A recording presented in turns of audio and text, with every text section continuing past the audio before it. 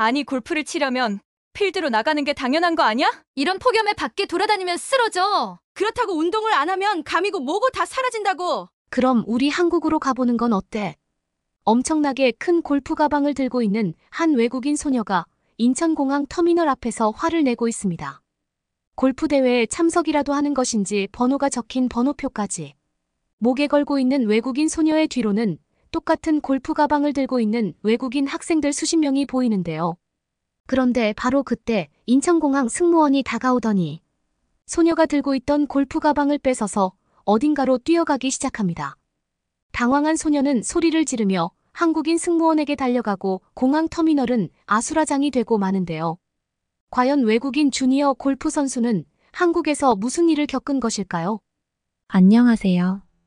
저는 미국에서 주니어 골프 선수로 활동하고 있는 에나멜이라고 합니다. 저는 얼마 전 한국에서 열리는 골프 주니어 대회를 관람하기 위해 저처럼 주니어 선수로 활동하고 있는 동료 선수들과 한국으로 향했는데요. 사실 얼마 전부터 저는 동료 주니어 골프 선수들 사이에서 엄청난 유행이 되고 있는 한국의 K-팝 문화와 콘텐츠 유행을 이해하지 못했을 뿐더러 한국이 그저 별 볼일 없는 나라라고 생각했습니다. 그래서 그런지 저는 친구들이 한 번만 한국을 여행해 보고 싶다고 했을 때 그런 평범하고 볼 것 없는 나라에 가서 뭘 하겠다고 난리를 치는 거냐며 막말을 하기 일쑤였고 실제로 골프를 배우는 환경에서도 한국보다 미국이 더 좋다고 생각했어요. 그런데 뜻밖의 찾아온 한국행 기회로 저와 같은 주니어 골프 선수들과 함께 처음 한국에 도착하게 되었을 때 저는 꽤나 당황하고 말았습니다. 한국에 도착하고 난 뒤 저는 시차 적응에 실패로 쏟아지는 잠을 이겨내지 못했고 결국 한국 공항에서의 별다른 기억 없이 곧바로 서울역에서 처음 정신을 차리게 되었는데요. 그런데 제 눈앞에 펼쳐진 서울역의 모습은 충격 그 자체였습니다. 그저 평범하고 별 볼일 없는 나라라고 생각했던 한국의 서울역은 미국과는 비교도 되지 않을 정도로 엄청난 규모를 가지고 있었고 심지어 놀라운 사실은 기차역 천장의 날씨에 영향을 받지 않는 거대한 지붕이 있다는 사실이었습니다. 모르는 분들도 많겠지만 아직도 미국의 대부분 기차역들은 지붕이라는 구조물 자체가 없거나 지붕이 슬레이트 형식의 건축 자재로 이루어져 있어 날씨에 매우 취약해서 비가 오면 기차역 전체가 흙탕물이 되어버리는 고통이 있는데 어째서인지 한국은 제가 도착한 날 비가 오고 있었음에도 기차역의 바닥에 물이 한 방울도 보이지 않았습니다. 저와 함께 한국에 도착한 동료 선수들도 여기가 바로 한국의 서울역이라면서 자기들끼리 사진을 찍으며 놀란 표정으로 서울역을 구경하기 바빴고 저 또한 바로 그때부터 왜 미국에서 한류 열풍이 불고 있는지 실감하게 되었죠. 별 볼일 없는 나라라고 생각했던 나라는 한국이 아니라 바로 제가 태어난 나라 미국이었습니다. 저는 살면서 기차역에 음식점이 있을 수 있다는 사실은 한국에 오고 나서 처음 알게 되었는데요. 물론 미국의 기차역에도 간단한 핫도그나 빵을 먹을 수 있는 푸드코너가 있기는 하지만 대부분의 가게들이 야외에 완전히 노출되어 있는 정말 허허벌판의 가게 느낌인데 한국의 서울역은 이러한 시스템 자체가 전혀 아니었습니다. 놀랍게도 서울역이라는 장소 자체가 거대한 하나의 호텔처럼 느껴질 정도였고 서울역 안에는 음식점과 기차역, 심지어는 병원과 호텔까지 자리 잡고 있었는데요. 특히나 제가 더욱 놀랄 수밖에 없던 것은 바로 기차역 내부의 잡상인으로 보이는 사람들과 강제로 물건을 구매하길 원하는 범죄 조직들이 전혀 보이지 않았다는 사실입니다. 실제로 미국의 외곽도시 기차역에서는 범죄 조직과 정부가 손을 잡고 기차역을 찾은 관광객들에게 기차 티켓을 무려 10배 이상 부풀려서 팔거나 필요도 없는 양말이나 장갑을 말도 안 되는 금액으로 팔아치우는 것이 너무나 익숙한 장면처럼 펼쳐지는데 한국에서는 이러한 불편한 상황을 마주할 일이 없었습니다. 서울역 내부는 너무나 깨끗하다 못해 바닥에서 잠을 잘 수 있을 정도로 윤기가 났고 심지어 기차역이었음에도 미국에서는 비싸서 구경하지도 못한 초대형 공기청정기가 자그마치 30대가 넘게 설치되어 있었는데요. 포함한 같은 미국 구단의 주니어 골프 선수들은 무려 1시간이 넘게 서울역을 구경하며 신기해했고 저는 어느 순간부터 왜 나는 이런 돈이 많아 보이고 살기 좋아 보이는 나라에서 태어나지 않은 거지라는 좌절감마저 들게 되었습니다. 그런데 한국의 놀라움은 여기서 끝나지 않았는데요. 저와 같은 팀원이던 한 주니어 선수는 한국에 자신이 알고 있는 외국인 지인이 있다면서 일단 오늘은 거기서 잠을 자자는 제안을 했습니다. 사실 저를 포함해서 고작 3명 정도밖에 되지 않은 소수의 인원이었기에 저와 선수들은 숙소마저 제대로 잡지 못한 상태였는데 이에 딱 맞춘 외국인 친구의 숙소 제공 도움은 너무나 고마웠고 저와 다른 선수들도 당장 그곳으로 가자고 했죠. 그리고 약 30분 뒤 저와 동료 선수들은 약 1년 전부터 한국에서 혼자 지내고 있다는 미국인 대학생 셀린을 만날 수 있었습니다. 다행스럽게도 셀린은 어느 정도 영어를 할 수 있어서 소통에 어려움이 전혀 없었고 상당한 부자인지 집도 매우 특이한 곳에 살고 있었는데요. 셀린은 자신이 사는 거주 형태를 한국에서는 아파트라고 부른다면서 3명이 넘는 인원이 지내기에도 전혀 문제가 없을 것이라며 뿌듯한 미소를 보였습니다. 그런데 셀린의 안내로 간단하게 아파트를 구경하고 있을 때 저는 제가 가지고 있던 휴대폰이 망가졌다는 사실을 알아차리게 되었습니다.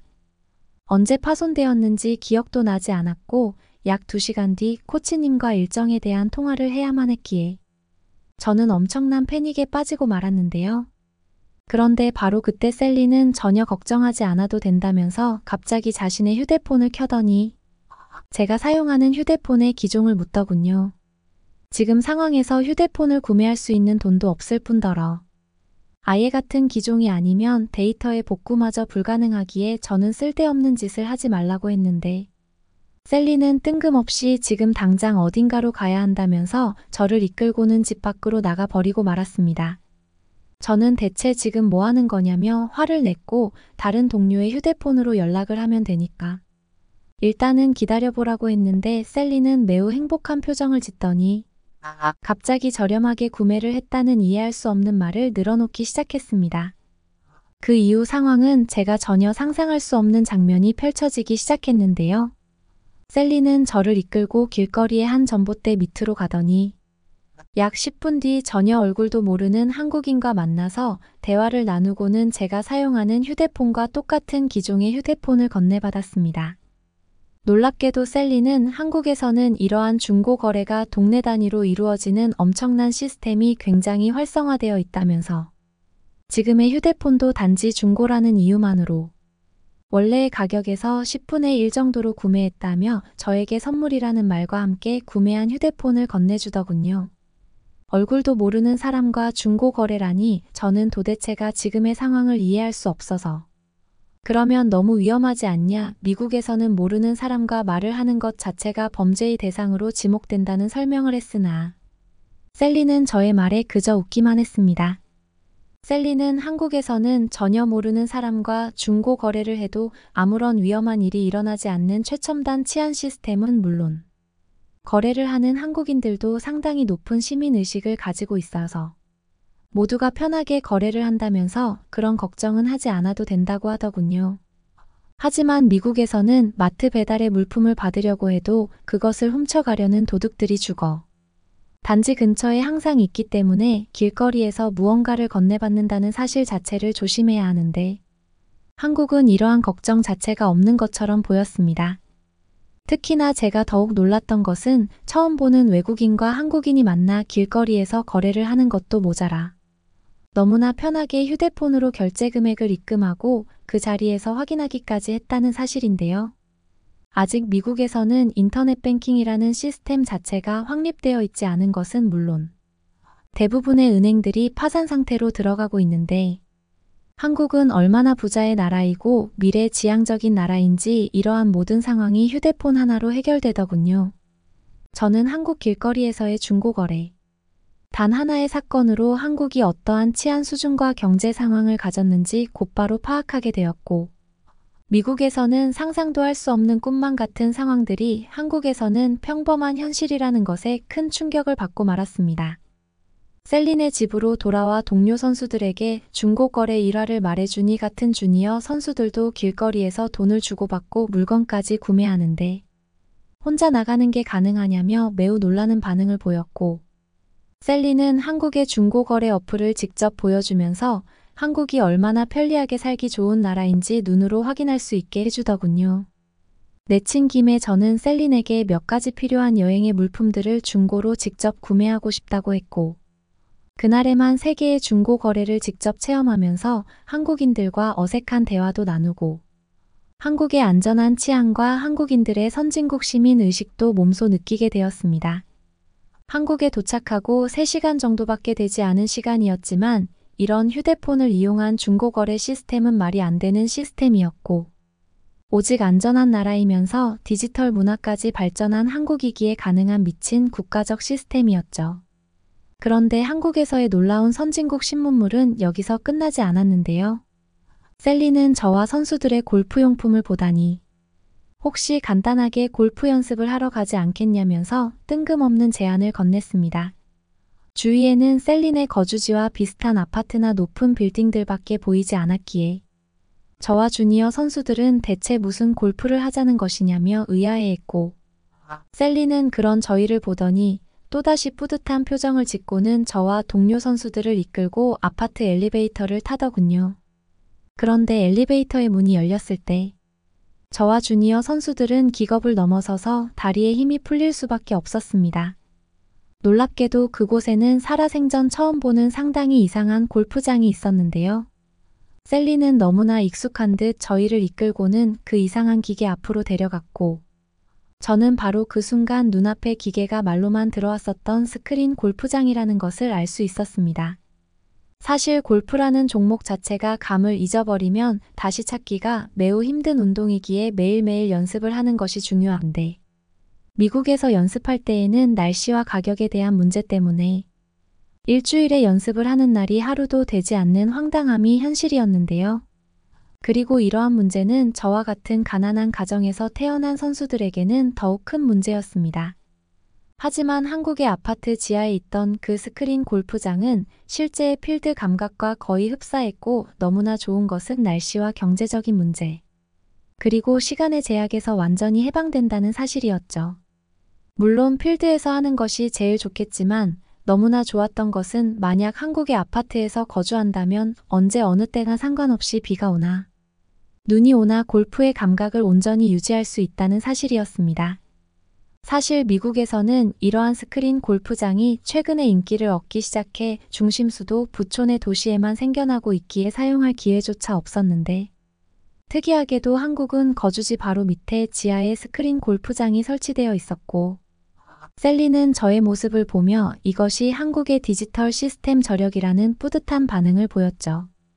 미국에는 아직도 대부분이 필드로 골프를 할 수 있기에 날씨가 좋지 않거나 하루에 골프장 사용 비용이 없으면 연습조차 할 수 없는데, 한국에서는 잠을 자다가도 바로 쓸 수 있는 아파트의 스크린 골프장이라는 시설은 저와 같은 사람에게는 기적에 가까웠습니다. 또한 한국의 아파트 스크린 골프장을 처음 사용해 봤는데 너무나 쾌적하고 상당히 편리하게 이용할 수 있어서 더욱 좋았는데요. 날씨에 상관없이 온전히 골프의 샷에만 집중할 수 있다는 사실은 저와 같은 주니어 선수들에게는 놀라움의 연속이었고, 특히나 이러한 시설을 이용하는데 거의 비용이 들지 않는다는 셀린의 대답은 충격 그 자체였습니다. 모든 것이 한국이기에 가능한 시스템이었고, 실제로 조금 검색을 해보니 한국에서는 필드 플레이뿐만 아니라 스크린 골프도 상당한 인기를 끌고 있어서 더욱 좋은 시설로 발전하고 있다고 하더군요. 미국에는 아파트라는 거주 형태 자체가 없을 뿐더러 스크린 골프장은 더더욱 없는데, 한국은 이러한 것들이 그저 또다시 한국에서의 평범한 일상인 듯 저희 바로 옆으로는 중년의 한국인 남성들이 담소를 나누며 스크린 골프장을 이용하고 있었고, 저는 그것을 본 순간 한국이라는 나라의 위력을 다시 한번 느낄 수밖에 없었습니다. 미국에서는 하루 벌어 하루 골프를 치는 경제 파산 상태인데, 한국인들은 너무나 편하게 거주지 바로 밑에 커뮤니티 센터에서 골프를 연습할 수 있다는 사실은 미국과 한국의 빈부격차가 얼마나 큰지 피부로 체감할 수 있게 해주었죠. 그리고 그날 저는 동료 주니어 선수들과 함께 셀린의 안내를 받아 스크린 골프장을 꽤 오랜 시간 동안 사용했고, 중간중간 뒤에 있는 의자에 앉아 편하게 대화를 나누며 샷 연습을 하는 것은 평화롭다 못해 마치 제가 부자가 된 것 같은 기분을 느끼게 했습니다.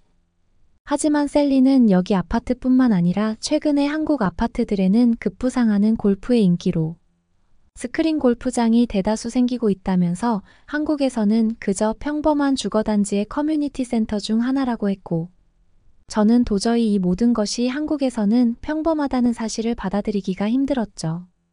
그저 별 볼일 없는 나라라고만 생각했는데 한국은 이미 미국과는 엄청난 격차로 국가적 성장과 평균 소득에서 차이가 나고 있었고, 저는 바로 그 순간 미국의 주니어 골프 선수를 포기해야겠다는 생각이 들었습니다. 한국에서 거주할 수만 있다면 무슨 일이든 할 수 있을 것 같았고, 실제로 스크린 골프장뿐만 아니라 한국에서는 아파트라는 거주지 자체가 저에게 천국처럼 느껴졌는데요. 아직도 미국에서는 아무리 부자 동네라도 주택 단지에서 거주하는 것이 대부분이고, 이러한 이유 때문에 매일같이 도둑들이 주택에 들어오는 것을 막아야만 했는데, 안전한 나라인 한국에서는 도둑들도 없을 뿐더러 힘들게 잠을 줄여가며 집을 지킬 이유도 없었습니다. 부모님에게도 제가 스크린 골프를 하는 모습을 보여드리자 어떻게 그런 나라가 존재하고 있었냐면서 상당히 놀라는 반응을 보이셨고, 결국 부모님은 올해 안에 한국으로 다 같이 가족여행을 추진해보자면서 힘든 결정까지 내려주셨죠. 그 후 셀린의 안내를 따라 아파트의 공원에 도착한 저와 선수들은 더욱 당황할 수밖에 없었는데요. 도심의 녹지가 부족한 미국과는 비교도 되지 않을 정도로 넓은 공원은 거주지 중앙에 자리 잡고 있었는데, 그곳에는 강처럼 생긴 물까지 흐르고 있었고 아깝다 못해 평화로운 여유가 느껴졌어요. 하지만 셀리는 실제 아파트의 공원도 좋지만 한국의 대표 관광지인 한강에 가보면 더욱 좋을 것이라며 믿을 수 없는 말을 했습니다. 한국에 도착하고 하루밖에 되지 않았지만 모든 것이 저에게는 정말 영화에 나오는 나라와 같았고, 저와 함께 한국을 방문한 동료 선수들도 이제는 미국에서 태어났다는 사실에 쓸쓸한 표정을 짓고 있었죠. 그 후 약 2주일 동안 한국에서의 필드 주니어 선수권을 관람한 저는 깔끔하게 골프 선수로서의 꿈을 포기할 수 있었습니다. 아직 저는 정기에 한국에서 살고 싶다는 꿈을 이룰 수 있을 것만 같았고, 지금은 미국에서 열심히 한국어 공부를 하고 있는데요. 올해 안에 한국으로 가족여행을 가겠다던 아버지는 제가 찍어온 한국의 아파트, 스크린 골프장 영상을 보시면서 매일 밤 놀라고는 하십니다. 언제 한국으로 가족여행을 갈지 모르겠으나 10년 뒤 저도 엄청난 나라에서 사는 평범한 한국인들처럼 최신식 나라에서 살고 싶은 마음이기에 오늘도 한국인들이 그저 부러울 따름이네요. 그러면 다음 사연으로 넘어가겠습니다. 한국에 대해 관심이 많은 유럽인들은 한국의 문화 한국이 생산한 콘텐츠로 접근을 했다가 막상 한국에 와보고, 한국은 단순히 콘텐츠만 잘 뽑아내는 나라가 아니라 한국인들이 가지고 있는 성향과 성격에 대해서 놀라버리고 말죠. 그리고 그 매력에 빠져서 한국은 늪이라는 표현까지도 하는데요.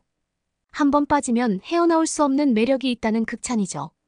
어째서 이런 극찬이 나오고 많은 사람들이 한국을 찾아오고 있는지 알 수 있는 사연 하나가 있습니다. 과연 어떤 일이 있었던 것일까요? 저는 독일의 고등학생 디온이라고 합니다. 한국을 좋아하고 있으며 실제로 한국으로의 유학을 계획했고 그것을 실천하기 위해서 노력하고 계시는 학생입니다. 그리고 운 좋게 한국으로 유학하기 전 부모님과 함께 한국에 다녀올 수 있는 행운을 얻게 되었는데요. 이번 한국 여행은 부모님 및 저에게 많은 것들을 느끼게 해준 여행이었습니다. 그리고 저는 한국 유학에 대해서 부모님의 더 큰 지지를 받게 되기도 했습니다. 자세히 말씀을 드려볼까 합니다. 저희 부모님은 아주 오래전 일본으로 신혼여행을 다녀오셨던 기억으로 지금까지 아시아에 대한 이미지는 모두 일본이고, 일본에 대한 소식이 나올 때마다 흥미있어 하시던 분들이셨습니다. 오래전 2005년에 일본에 다녀오셨다고 하던데 그때의 추억을 아직도 회상하시는 분들이죠. 이해는 할 수 있습니다. 경험이 일본밖에 없는 상황에서 아시아에 대해서 떠올려보라고 생각하게 만들면 저 같아도 일본을 떠올릴 수밖에 없는 상황이라는 것을요. 부모님이 일본을 좋아하던 그렇지 않던 저와는 전혀 상관이 없는 일이 아니겠냐고 말씀하시는 분들도 계실 것이라고 생각되지만 그렇게 간단한 문제는 아니었습니다. 제가 요즘에 그렇게나 핫하다고 평가받는 한국에 대해서 관심이 많고 한국에 꼭 가야 하는 상황이라서 말이에요. 저는 어린 시절부터 아이들을 가르치는 헌신적인 선생님이 되고 싶었던 꿈이 있었고, 최근에는 그 꿈이 학식 넓은 멋진 교수가 되는 꿈으로 바뀌었고, 그렇기 위해서 제 전문 분야 하나를 만들어야 하는 상황에 처했거든요. 사실 몇 년 전부터 한국에 대한 관심이 지대하게 높아졌으며, 또래 친구들 모두 한국에 관심이 많은 상황이라서 더욱더 한국이라는 나라에 관심을 가지고 빠져들 수밖에 없었는데요. 부모님 세대에는 헐리우드 스타들의 포스터가 잘 팔렸다면 요즘 한국에서 만든 한국 스타들의 사진들이 잘 팔리죠 뿐만 아니라 다양한 굿즈들이 판매되고 있는데 다 제 또래를 겨냥해서 학용품 등 학생들이 사용하는 물건들과 밀접한 곳에서 한국 스타들의 느낌이 나거나 사진이 들어있는 제품들이 많아요. 사실 부모님들은 그런 것들을 보면서 못마땅해 하시고는 하죠. 하라는 공부는 안 하고 그런데 빠져있느라 답답해 하시는 부모님도 많으실 거예요. 하지만 저는 학업도 놓치지 않았고 꽤나 준수한 성적을 유지하고 있습니다. 더 솔직히 말해서 공부라면은 자신 있고 머리 회전도 빠르다는 생각이 들어요. 왜냐하면 취미로 배우기 시작했던 한국어에 깊은 흥미를 느껴서 독일에서만 한국어를 공부했을 뿐인데 한국인 관광객들하고 자유롭게 대화가 가능하며 한국어 시험을 보게 되면 하나도 안 틀릴 자신이 있거든요. 그리고 저는 한국말에 있는 독특한 표현을 너무나 신기해하고 좋아했어요. 한 가지 문장인데 끝말을 어떻게 바꾸느냐에 따라서 뜻이 달라지기도 하고 다른 느낌을 전달할 수 있는 매력적인 언어라고 생각하니까 말이죠. 예를 들면 몰랐고 몰랐더니, 몰랐다니까 몰랐는데 몰랐다니 다 비슷하게 들리지만 아주 다른 뜻이죠. 명확하게 다른 뜻이고 이걸 쉽게 이해하는 독일인은 거의 없을 거예요. 전문적으로 한국어를 공부했거나 한국에 오래 살았다면 알 수 있지만 그마저도 쉽게 구분하지 못할 것이라고 생각합니다. 그런데 저는 이상하게 이런 언어적인 능력이 발달했는데 이런 헷갈리고 어려운 것이 즐겁고 흥미가 갑니다. 그래서 한국 대학의 국문학과에 진학하고 싶고 그래서 한국에 꼭 가야 하죠. 한국 유학 생활을 마치고 독일로 돌아와서 한국어 교수를 하는 게 제 목표가 되었거든요. 그런데 여기서 예상치 못하게 부모님의 반대가 생겨버린 상황이었습니다. 많고 많은 언어 중에 왜 하필이면 한국어인지 의문이셨고, 이왕 배울 거면 인구도 더 많고 경제적으로도 더 발전한 일본어를 배우는 게 맞지 않겠냐며 말이죠. 한국어랑 일본어는 비슷한 부분이 많으니 지금이라도 일본어를 배워서 일본인 대학에 가라는 말씀을 하시고는 하는데 속으로는 답답해 죽을 지경이었습니다. 어째서 우리 부모님은 한국과 일본을 하나의 카테고리로 묶고 생각하시는지 이해가 되지 않았습니다. 게다가 부모님이 보고 오신 2005년의 일본은 독일보다 더 발전한 모습이었다며 독특한 일본풍의 문화와 분위기는 전 세계 사람들이 매력을 느끼는 포인트이고 앞으로도 그렇지 않겠냐며 말씀을 하셨습니다. 당시에는 분명히 일본이 엄청난 강세를 보였었고 2010년대 초반까지만 해도 일본의 파워는 무시할 수 없었다는 수준이었음을 인정할 수 있겠지만 원래 트렌드란 변화하기 마련이고 세계의 중심은 옮겨지기 마련이잖아요. 그리고 지금 많은 관심을 받고 있는 것은 한국이라는 나라가 되었고 제 또래의 학생들 사이에서 앞으로는 한국이 아시아에서 과거 일본이 누렸던 만큼의 지위와 인지도를 가질 것이 분명한데 말이죠. 부모님의 일본 사랑을 듣다 못해 화를 낼까 생각도 해봤지만 곰곰이 생각해봤습니다. 내가 나중에 자녀를 낳았는데 그 자녀들이 한국은 한물 갔어 중국이 대세야라고 말할 수도 있잖아요. 그런데 제 시각에서는 한국이 최고였고 한국만큼 사랑할 만한 곳이 없었는데 트렌드가 바뀔 수 있고 그런 시대가 오면 저도 나이가 들어 판단이 느리고 과거 경험했던 것만 생각해서 자녀와 불통이 일어날 수 있다는 생각이 들었습니다. 그래서 부모님께 화를 내거나 답답해하지 않고 한국에 대해서 차분히 소개를 해드려야겠다는 생각이 들었습니다. 그래서 저는 부모님을 위한 친절한 한국 설명서를 만들기 시작했습니다. 일단 부모님 세대가 일반적으로 한국에 대해서 알고 있는 생각이 어느 정도 수준인지 알아야 될 필요가 있었습니다.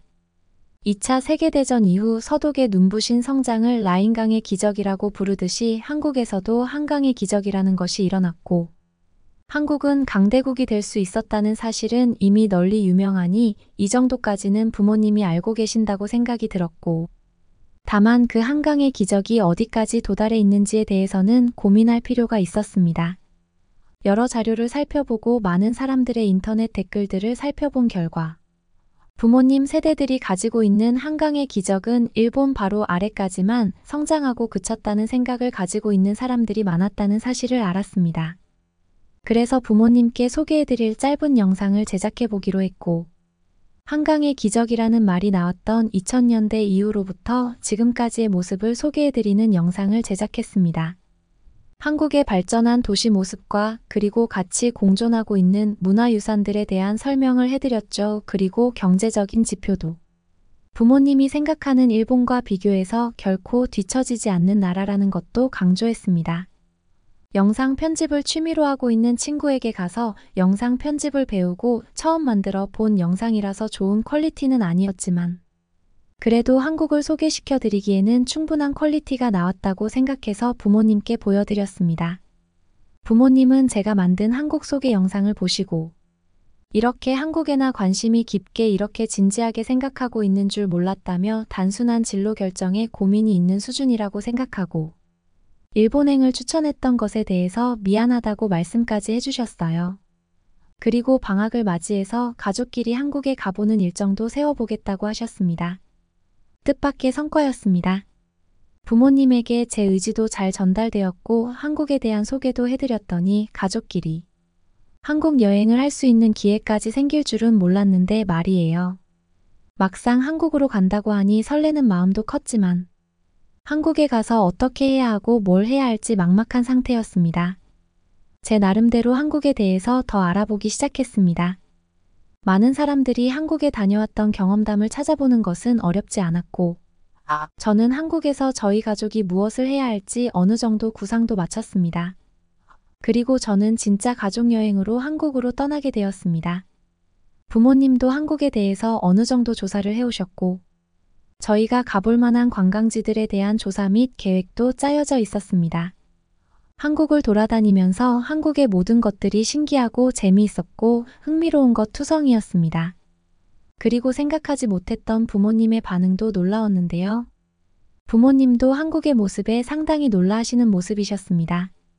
저희 가족은 한국에 오면서 한국이 대중교통 요금 체계를 하나로 통합한 사례가 세계 최초라는 사실에 대해서 알게 되었고, 그런 점이 너무나 신기하다고 생각했으며 현실이 아닐 것이라는 이야기까지 하고는 했습니다.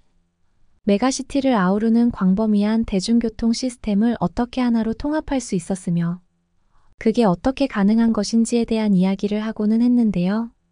한국이 가난한 나라라면 모를까 인건비도 비싼 나라이고 모든 물자들이 선진국 수준으로 비싼 나라에 속하는데 매우 낮은 요금으로 광범위한 도시를 하나로 묶을 수 있는지 말이죠. 하지만 그것은 현실이었고 과거 부모님이 일본에 갔을 때 말도 안 되게 비싼 교통요금 때문에 여행 경비가 부족해서 매우 애먹었던 상황과 다르게 한국에서는 여행객들이 이런 것 때문에 난처한 상황에 처하거나 생각 이상의 과도한 지출을 하지 않을 것 같다는 말씀도 하셨죠. 그리고 부모님은 이런 것뿐만 아니라 과거에 일본에 방문했을 때 일본을 좋아했던 이유 중 하나가 일본 현지인들이 관광객들에게 대해주는 친절한 태도 때문이라고 하셨는데 한국에서도 그런 것을 고스란히 다 느낄 수 있었으며 한국 사람들은 외국인들을 어색해하지 않고 넓게 포옹해주는 느낌을 받았다고 하셨어요. 저도 느낄 수 있었던 것이 한국에서는 한국을 방문한 외국인들이 처음 한국에 왔더라도 길을 헤매거나 어떤 시스템을 이용할 때 어려움을 겪지 않도록 여러 가지 시스템이 잘 되어 있었다는 것인데요. 독일어를 발견하기는 불가능했지만 웬만한 표지판에는 모두 영어가 같이 혼용되어 쓰여 있었으며 식당 및 카페에서 기계로 주문하는 경우가 많았는데 다국어 지원이 가능해서 의사소통 문제로 어려움을 겪지 않았다는 사실이죠. 심지어 요즘 한국의 카페나 식당은 점원이 와서 직접 주문을 받는 곳보다는 손님이 테이블 옆에 있는 작은 태블릿 PC로 주문을 하는 경우가 더 많아서 어려움 없이 한국에서 음식과 음료를 해결할 수 있었다는 사실입니다. 그리고 부모님께서는 과거 일본 여행을 하실 때 1인분으로는 양이 너무나 부족해서 두 분이 더 드실 때 보통 3가지 메뉴를 주문하셨다고 하셨는데 한국에서는 그렇게 할 필요가 없었다는 사실은 부모님을 놀라게 하셨거든요. 일본에서는 소식이 미덕이고 소식하는 것이 대중적인 문화라는 인식이 퍼져 있어서 그런지 상상 이상으로 적은 양의 음식을 팔고 있었으며 독일에서도 대식가 취급을 못 받는 부모님도마저도 그런 것들 때문에 어려움이 있었던 기억 때문에 한국에 왔을 때 그런 일이 벌어질까 봐 걱정을 하셨던 것과 다르게 한국에서는 일본처럼 소식 문화가 없다는 사실을 좋아하셨습니다. 한국에서는 어느 식당에 가든지 푸짐한 반찬 및 푸짐하게 나오는 음식들 덕분에 늘 배부르게 먹을 수 있었으며 게다가 무한 제공되는 반찬이라는 한식의 매력에 빠지셨죠. 그래도 한국에서 한 가지 실망한 점이라면 일본식 요리점에 방문하면 정말 일본처럼 딱 한 그릇 나오고 한식의 반찬 같은 개념이 없어서 한국이 일본의 음식을 들여올 때 한국의 장점을 추가하지 않았다는 사실에 대해서는 아쉬운 마음이 들었다고 하셨습니다. 무슨 말씀인지는 저도 바로 알아들었습니다. 하지만 제 생각은 조금 달랐는데요. 이것은 한국 사람들이 새로운 것들을 대하는 태도이고 그 태도가 매우 긍정적이며 존중적이라는 사실을 발견했는데요. 일식 문화를 한국에 들여오며 한국에서는 일본 방식 그대로를 가지고 왔습니다. 극한의 장점인 한국식 반찬 문화를 추가한다던가 조리법에 큰 변화를 추구하지 않고 전통일식 그대로를 가져왔다는 것이죠. 예를 들면 유럽의 체코에만 가봐도 독일식 식당을 갔을 때 독일인으로서 이게 과연 독일 음식이 맞나 싶을 정도로 변형되어서 그 형체마저도 알아보기 힘들고 독일인의 소울은 빠져나가 없어져 버려 많은 독일인들이 해외에서 판매되는 독일식 음식에 대해서 실망을 하는 문제가 있는데 한국에서는 일본 사람들이 와서 일식을 즐겨도 충분히 만족할 만한 고향 생각이 나는 구성을 해놓았고 그런 점들을 봤을 때 한국 사람들은 생각 깊숙한 곳에 다른 나라 문화에 대한 존중을 하는 태도가 기본적으로 깔려 있다는 사실을 알 수 있었습니다. 이것은 매우 중요하며 한국 사람들의 생각을 알 수 있는 한 가지 힌트였습니다. 그리고 부모님도 저와 함께 한국을 둘러보며 한국에서 유학을 하고 한국어를 배우고 그리고 독일로 돌아와 좋은 한국어 선생님이나 교수가 되는 것은 매력적인 일이 될 것이고 꼭 필요한 일이 될 것이라는 말씀도 하셨는데요. 부모님이 상상한 것 이상으로 한국은 발전해 있었으며 배울 만한 시스템도 많았고 한국의 활기를 보고 앞으로도 기대가 되는 나라라는 말씀을 하셨습니다. 한국에서도 물론 독일처럼 언젠가는 난민을 수용하거나 이민자들을 받아야 하는 날도 오겠지만 과거 독일보다 더 안정적인 사회 모습과 시스템 그리고 한국 사람들의 포용력이 그들을 잘 흡수하게 될 것 같고 그렇게 된다면 앞으로도 한국어에 대한 수요가 많아지는 것은 물론이고 한국어를 할 수 있고 교육자의 길을 걷는다는 것 자체가 또 큰 명예를 가져다 줄 것이라는 극찬도 마다하지 않으셨습니다. 저도 막상 화면 속으로 보던 한국을 실제로 와서 목격하게 되니 굉장히 놀라울 수밖에 없었습니다. 길거리는 매우 잘 정비된 모습이었고 그동안 유럽의 다른 나라들을 가보며 생각보다 잘 정비되어 있지 않고 어려운 것이 많고 관광하기에 그리고 그곳에 산다고 가정하기에 부적합한 곳이 많았는데 한국에서는 그런 생각이 들지 않았습니다. 그리고 제가 앞으로 한국에 유학하게 된다면 이런 좋은 환경 속에서 지낼 수 있다는 생각 그 자체만으로도 굉장히 설레고 기분이 좋아지는 느낌이었습니다. 짧았던 한국 여행 그리고 부모님은 한국에 다녀오고 나신 뒤 제 한국행 결정에 대해서 적극적으로 지지해 주시고 계십니다. 오히려 본인들이 한국에 대해서 더 큰 관심을 가지게 되신 것 같습니다.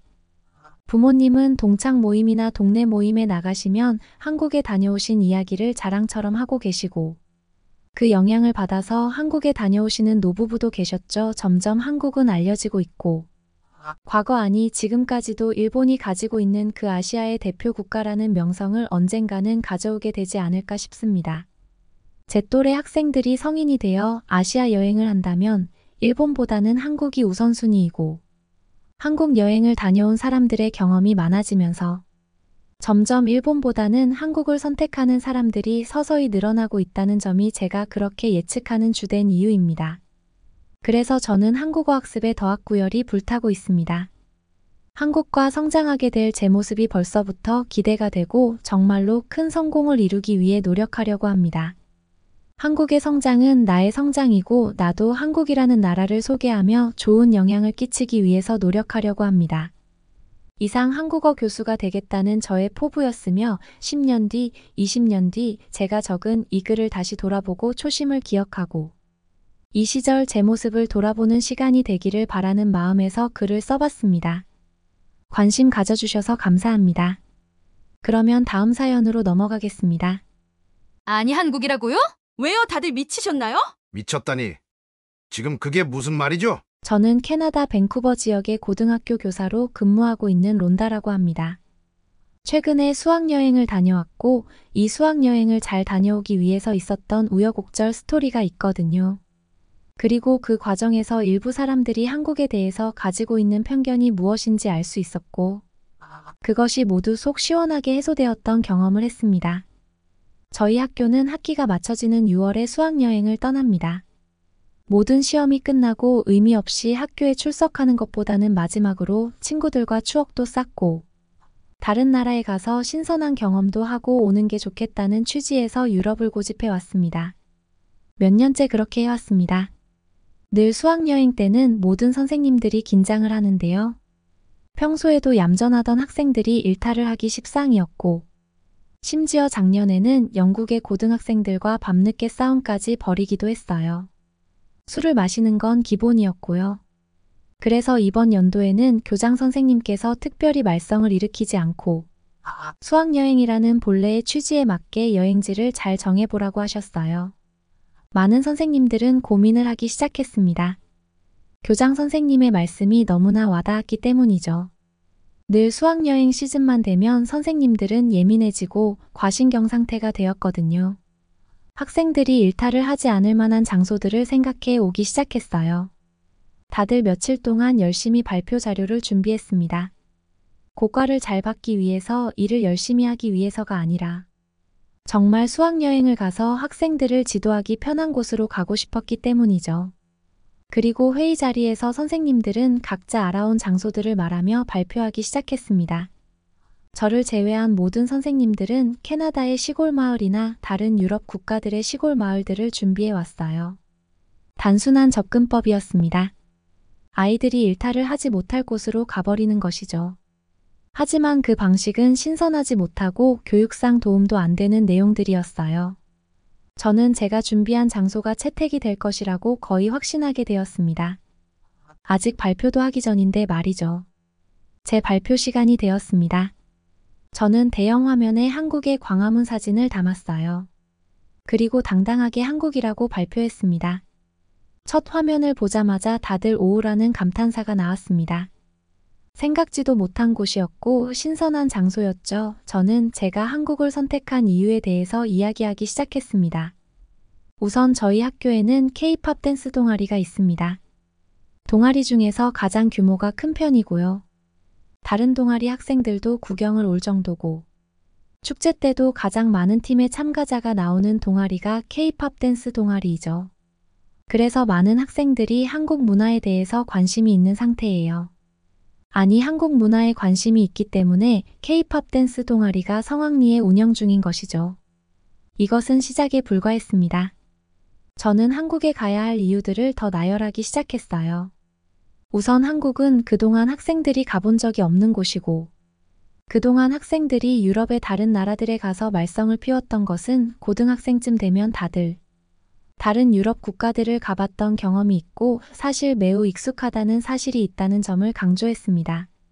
그래서 수학여행으로 다른 유럽 국가에 갔을 때 자신들의 부모의 통제 아래에서 못해봤던 그런 호기심 많은 행동들이 나오기 쉽고 그것을 선생님들이 제어하기에는 이미 많은 학생들이 마음대로 숙소를 이탈해 겁없이 활보를 하고 다니기 때문이죠.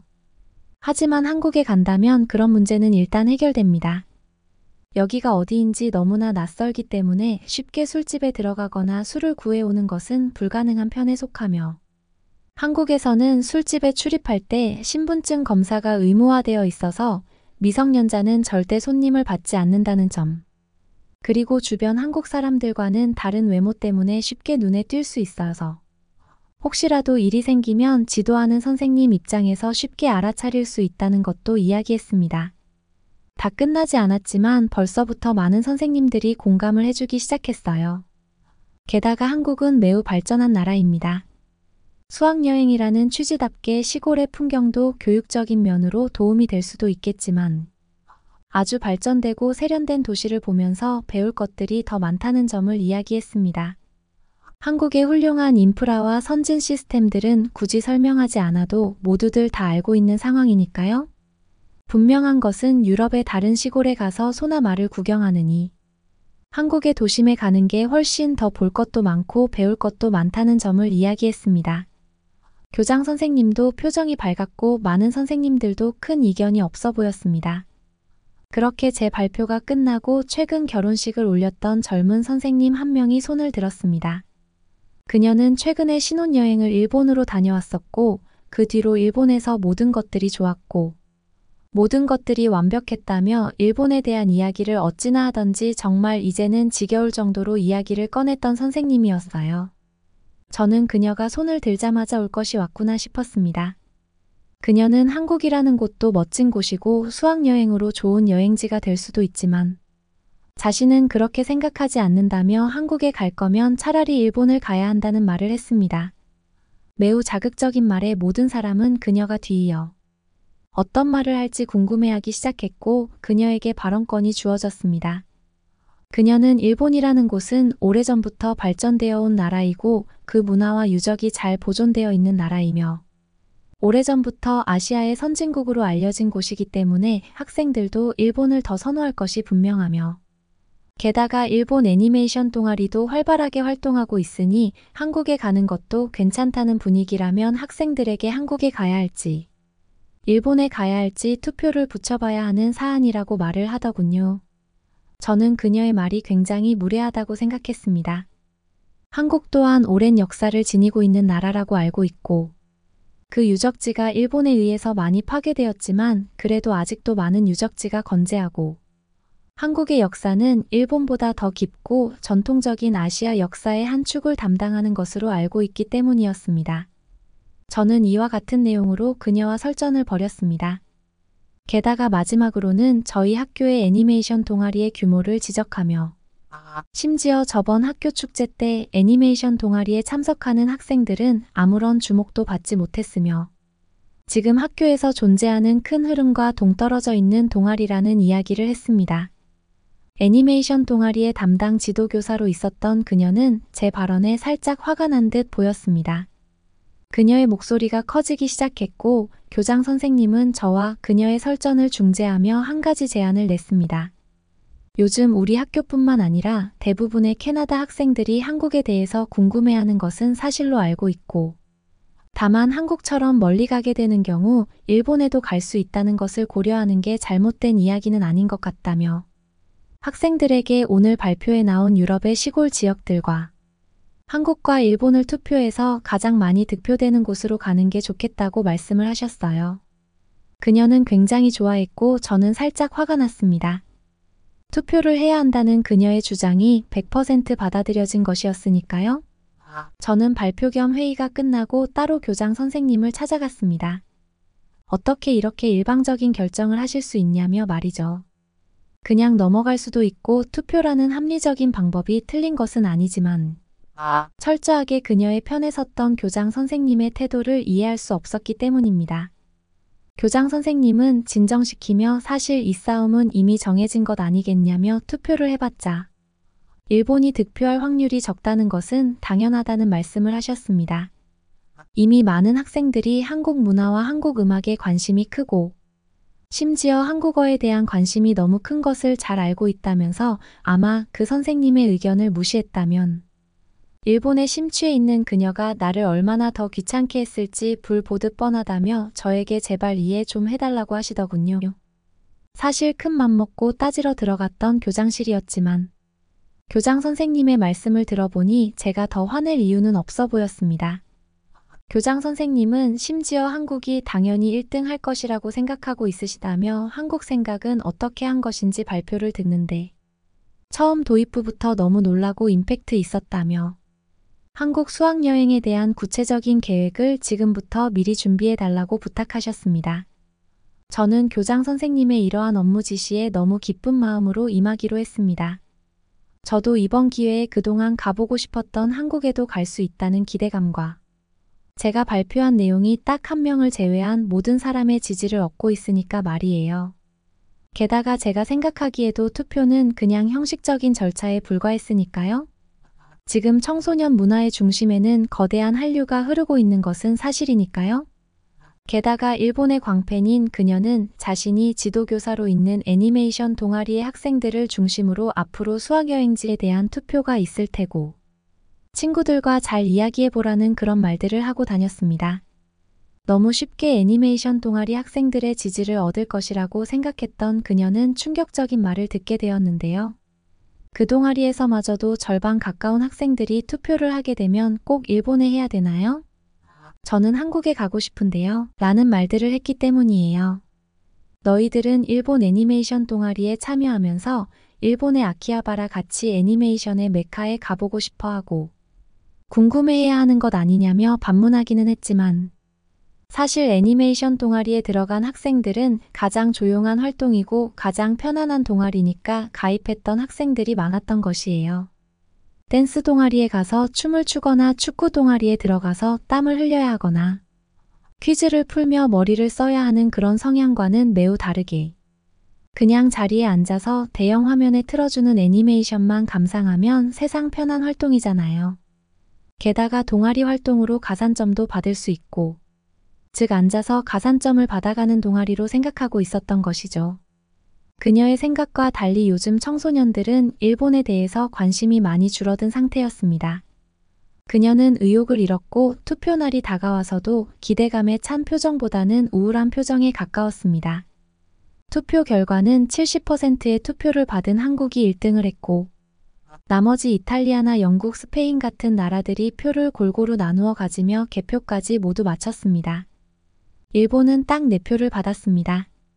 그렇게 형식적인 투표가 끝나고 이제 그녀가 더 이상 다른 헛소리를 하지 않겠구나 생각했어요. 하지만 그것은 매우 틀렸습니다. 그녀는 문제 제기를 했는데요. 투표 전에 해당 수학여행지에 대해서 어느 정도 내용과 일정에 대해서 간단하게 설명을 해주어야 했는데 저를 포함한 많은 선생님들이 발표했던 수학여행지에 대한 소개글에는 선생님들이 열심히 준비했던 자료들이 빼곡히 들어가 있어서 학생들이 수학여행지 선정 투표에 있어서 마치 선거의 공약처럼 많은 정보들을 미리 받아볼 수 있었는데 일본 수학여행지에 대한 소개 자료는 매우 부실했다는 점을 들며 이는 매우 불공평한 투표였으며 그 결과가 불공정한 투표였음을 곧 말해주는 것이라며 딴지를 걸었습니다. 모두들 그녀가 하는 말이 헛된 짓이고 감정 싸움, 자존심 싸움이라고 생각했지만 엄격히 따지면 그녀의 말이 틀린 말은 아니었습니다. 공정한 투표는 매우 중요한 것이고 그것을 학생들에게 교육해야 하는 입장에서 일본에 대한 소개글이 매우 짧고 자료도 없었다는 것은 인정할 수밖에 없었어요. 그럴 거면 진작에 자기가 일본에 대한 자료를 보강해서 넣던가. 얼마 전 수학여행지 선정 관련 발표 자리에서 아무런 발표도 하지도 않았으면서 뒤늦게 저러는 게 꼴 보기 싫었지만 저희는 교육자니까 학생들에게 재투표를 하는 이유에 대해서 설명을 하고 납득을 시켜야 했습니다. 학생들은 또다시 해야 하는 투표 절차에 귀찮음을 표시했고 한국이 어차피 1등인데 왜 하냐며 말하는 학생들도 많았습니다. 하지만 불공정한 투표였음을 인정하고 그럼에도 불구하고 투표라는 것은 공정해야 하며 이런 부분에서 착오가 있었고 오류가 있었다면 바로잡아야 하는 것이라며 학생들 앞에서는 일본의 광팬인 그녀의 말을 그대로 옮겨야 했습니다. 투표를 진행하면서 이런 것들을 놓친 것은 분명히 잘못한 것은 맞고 바른 교육을 해야 하는 선생님의 입장이었으니까요. 그리고 그녀는 과하다 싶을 정도로 일본에 대한 자료를 조사해 왔습니다. 그 어떤 후보지보다 상당히 자료가 많았어요. 학생들은 새로 생긴 일본 자료에 관심을 가지고 열심히 읽어보기 시작했습니다. 그녀는 이번에는 정말 자신감이 있는 표정이었어요. 교장 선생님이 방송을 통해서 재투표를 하는 이유를 다시 설명하고 불공정하게 투표를 진행하게 된 것에 대해서 사과하는 말씀을 시작으로 학생들이 다시 투표를 하는 절차가 시작되었습니다. 이번에는 그녀가 준비한 일본에 대한 긍정적인 자료들을 보고 마음이 바뀐 학생들이 있는 분위기였습니다. 어떻게 보면 일본이 더 유리했어요. 새로 주목을 받는 후보지가 되었으니까 말이죠. 그렇게 투표가 끝나고 그녀는 한 번 더 좌절할 수밖에 없었는데요. 결과는 다르지 않았기 때문이에요. 정확하게 똑같이 한국이 70%를 득표했고, 일본은 10표로 늘어나기는 했지만 기존에 유럽으로 투표했던 학생들이 일본으로 투표를 한 것이거든요. 이미 한국에 가고 싶은 학생들은 일본 따위에는 관심이 없었습니다. 그녀는 다들 일본에 가보지 않아서 그러는 것이라며 한국에 가서 얼마나 좋은지, 얼마나 교육적인지 기대하겠다며 저에게 도전적인 말을 하기도 했어요. 벌써 교직에 10년 차 몸을 담고 있는 저에게 이제 1년 차밖에 되지 않은 까마득한 후배 선생님이 저한테 이런 식의 태도를 보이는 것은 상당히 불쾌했습니다. 아무리 개인의 의견을 자유롭게 펼칠 수 있고 그런 것을 당당하게 생각하는 유럽의 문화가 사회를 좋은 쪽으로 발전시켰다고 믿고는 있지만 그녀의 행동은 분명하게 선을 넘었습니다. 그녀에게 우렁차고 논리적인 목소리로 틀렸음을 가르치기보다 그녀가 한국에 가서 자신의 시야와 자신의 생각이 늘 옳은 것이 아니라는 내용을 깨닫는 게 그녀를 위한 배려라고 생각했습니다. 그래서 저는 아무 말도 하지 않고 그녀가 한국에서 스스로를 반성하기를 기다리기로 했습니다. 그렇게 저희는 학생들을 이끌고 한국으로 갔습니다. 여러분은 어떻게 보셨나요? 응원과 격려의 한마디씩을 댓글로 남겨주시기 바랍니다. 사연자분들께 전달해드리겠습니다. 실제 사연 제보를 받고 있습니다. 채택되신 분께는 작은 선물도 보내드리고 있습니다. 저희의 사연이 여러분의 하루에 작은 힘이 될 수 있었으면 좋겠습니다. 감동적인 사연을 주변 분들과 이야기 나눠보세요. 더욱더 좋은 영상으로 다시 찾아뵙겠습니다.